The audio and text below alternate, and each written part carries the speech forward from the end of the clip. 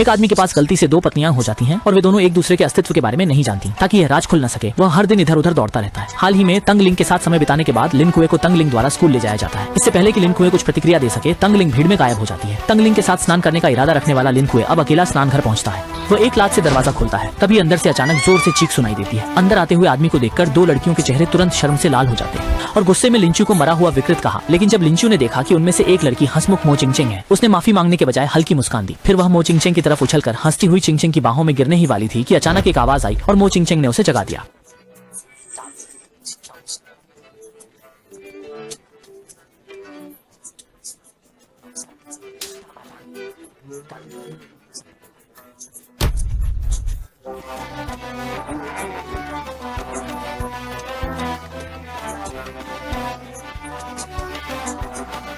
उसे ठीक उसी समय देख लिया, इसलिए वह गुस्से में आकर लिन कुए पर मुक्का मारने लगी। अच्छा हुआ कि लिन कुए ने जल्दी से प्रतिक्रिया दी और समय पर बच गया। यद्यपि लिन कुए का शरीर उस हमले से बच गया, लेकिन उसके पीछे का तालाब एक बड़ा गड्ढा बनाकर टूट गया और तुरंत दोनों उसमें खींच गए। लेकिन सौभाग्य से लिन शुए ने छेद के किनारे को पकड़ लिया, पर वे व्यक्ति जो लिन शुए को अपने साथ खींचकर ले जाना चाहता था उसे कसकर पकड़े रहा। अंत में दीवार उनके भार को सहन नहीं कर सकी और वे दोनों गिर पड़े। हालांकि उसे मरना था, लेकिन लिन शुए को खींचकर लाने में वह बहुत खुश थी। उसे लगा कि लिन शुए का बचना असंभव है, लेकिन उसे लाल पत्ते ने हवा में रोक लिया। जब यह देखा तो चाटुकार ने ठंडी खून की उल्टी की और जमीन पर धड़ाम से गिर पड़ा। इस समय सुरक्षित उतरे लिन शुए ने चाटुकार के ऊपर से सब कुछ फेंक दिया। असल में उसका उद्धार करने की सोची थी। तभी एक अज्ञात वस्तु तेजी से लिन शुए की ओर आने लगी। लिन शुए ने उसे हाथ में लिया और देखा कि वह एक पोकेबॉल है। तभी अचानक दो गॉब्लिन बाहर निकल आए और लिन शुए को धमकी दी कि वह गेंद के अंदर जाए, अन्यथा वे उसे मार देंगे। लिन शुए इन दोनों की धमकी पर हंस पड़ी और उसने पोकेबॉल को सीधे गॉब्लिन पर फेंक दिया, जिससे वो गॉब्लिन वहीं टूट गए। पीछे से तलवार के धक्के खाने वाला दूसरा चिल्ला उठा, माँ। बच्चे की पुकार सुनकर गोब्लिन की सेना गुस्से में लिन शुए की तरफ बढ़ने लगी, लेकिन लिन शुए न सिर्फ भागा नहीं बल्कि वहीं खड़ा रहा। जब गोब्लिन की तलवार ने देखा कि ये इंसान कितना बेवकूफ है, तो वे सब एक साथ लिन शुए की ओर भागे। लिन शुए के सामने थप्पड़ थप्पड़ कर उसे जोर की पिटाई की, लेकिन लिन शुए को कुछ नहीं हुआ और वह पहले से भी चालाकी भरा चेहरा दिखाने लगा। राक्षसों की पिटाई का असर नहीं हुआ तो उन्होंने लिनक्यू को सीधे खाने का प्रस्ताव रख दिया। ये सुनते ही लिनक्यू घबरा गया और थोड़ी कोशिश करना चाहता था, मगर सामने वाले राक्षस ज्यादा थे। तभी पास में खड़ी होंगशे ने लिनक्यू को खतरे में देखकर गोब्लिन्स को खत्म करने के लिए कदम उठाने की सोची। तभी लिनक्यू के आसपास अचानक रोशनी फैल गई और वह सभी गोब्लिन्स उस रोशनी से उड़ गए।